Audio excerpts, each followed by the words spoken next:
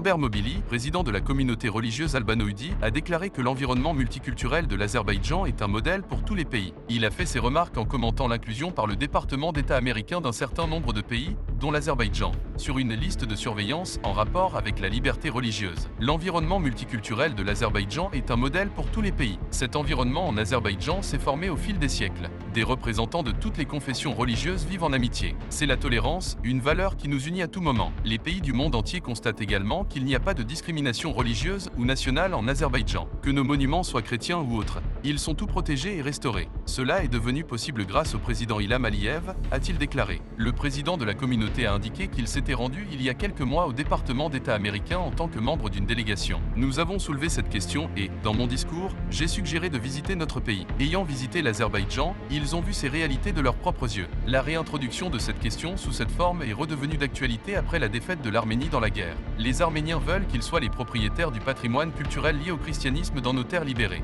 Ils veulent ainsi créer des problèmes pour nos générations futures. Leur principal objectif est de revendiquer à l'avenir que les églises et les temples du patrimoine culturel chrétien et albanais dans les territoires libérés leur appartiennent. La diaspora arménienne est à l'origine de ce sujet, qui fait l'objet de discussions aux États-Unis. L'objectif principal des Arméniens est de s'approprier les monuments de la chrétienté avant la conclusion d'un traité de paix avec l'Azerbaïdjan, a souligné le président de la communauté.